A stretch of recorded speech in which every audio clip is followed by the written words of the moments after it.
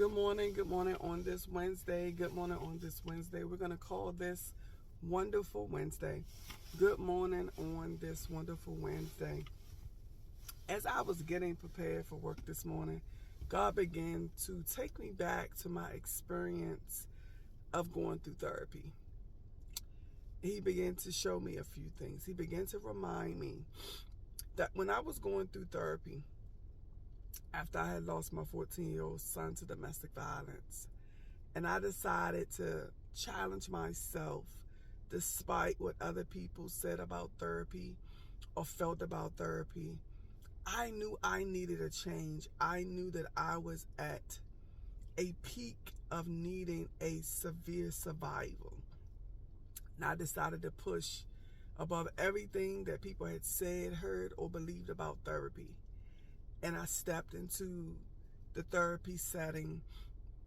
I had 3 different therapists. My first one was a man. I did not feel that. I didn't feel that a true connection came through that. And after him, I began to meet 2 wonderful females that were within a decent age range to build a powerful connection. But something happened. The first one, she relocated. After being with her for a while, she decided to relocate. And I had to end that connection to start all over again with a whole new therapist. To then again have to end that connection to start, no, literally to not even desire a therapist anymore. Because what I had realized is that I had abandonment issues that I was working through in therapy, but they were being triggered through me losing this relationship and this connection through therapy. So it was one thing that I did. I asked them, I was honest, and I was like, I don't think I'm gonna do therapy anymore. I'm struggling with starting over with different people. Can you teach me coping skills so that I can begin to function without therapy? And the last therapist, she began to do that, and she began to honor that. But there was something that God showed me this morning. And he gave me the title for this video as Full Assurance. And I start by asking this question: where do you lie your assurance? Where do you lie your assurance in the thing that you're going through, that you're battling with, that you're suffering from? The thing that you need, the thing that you desire, the thing that you want, the thing that you need to turn around, the thing that you need to work for the good. Where does your assurance lie in that thing? What are you looking, or what are you depending on to turn things? What are you hoping will bring about a change? And God reminded me this morning that the reason why some things are not working out for us, and the reason why that some of us are still struggling and we feel depleted and we feel that we keep coming to a dead end, is because our assurance lies in the wrong place. The word assurance, a feeling of being sure and confident, a promise of certainty. And as I was writing down this definition this morning, God said, Keisha, there are some people that have put their trust, their belief, their confidence, their hope in a person, in a place, in a thing, in a habit, in an action. And they keep wondering why it's like a merry-go-round. And he said, just as you experience through your therapy situation, he said you got to a point where you had to figure it out. That there was no therapist, no male therapist, no female therapist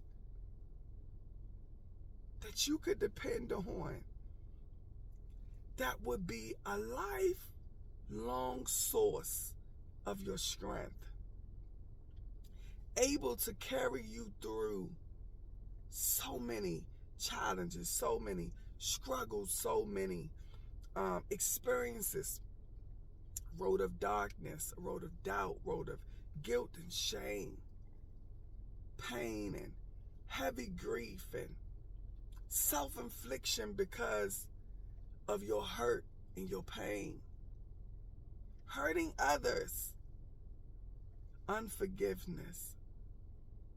He said, I had to get you to a place where you had to understand that you had to turn away. After a while, the need that needed to be fulfilled couldn't come through a therapist. Yes, it helped. But as you got stronger, as you begin to address your issues and admit your issues, become aware of your issues, as you become willing to change and willing to grow and mature and challenge yourself and challenge the things around you and challenge your past, there were certain things that the therapist couldn't give you. And you needed to turn to me. And I was washing my dishes this morning, and he said, you remember when I gave you those 3 words? Self-love ministry. He says self-love ministry was a lifeline source for you to survive, not just grief, but everything that you would face. Wasn't in a therapist, wasn't in a person, wasn't in a thing, wasn't in an action, and it wasn't in a habit. It was in me. Through the vision, through the discernment, through the download that I gave you, that would not just help you, but that would help so many other people that we're going through, are going through, will go through some of the life experiences I will require you to share.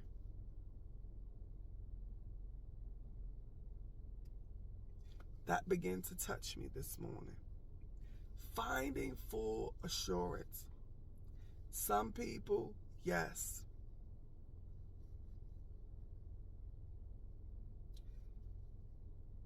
It's different sources to get us through.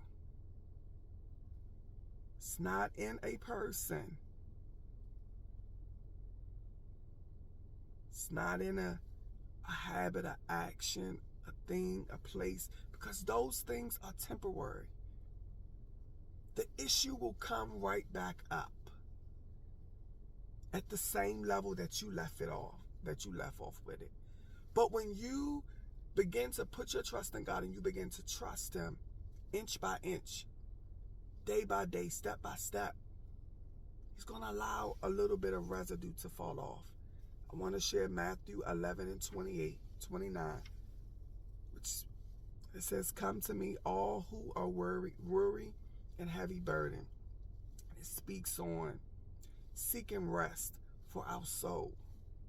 Then the second scripture, Psalm 37 and 5. Depend on God, trust God, and receive help. Depend on God and only God to get you through,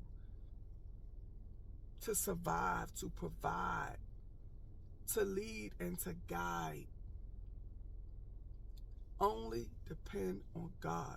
You will be brokenhearted, disappointed, finding yourself back at square one all over again when you put your help in the wrong source. Choose God and only God. Have no idols before God, and I promise you, He will get you through. Do not put your trust in man. You will be disappointed. Man struggles. Man struggle. God promises to keep you and to protect you. Be blessed.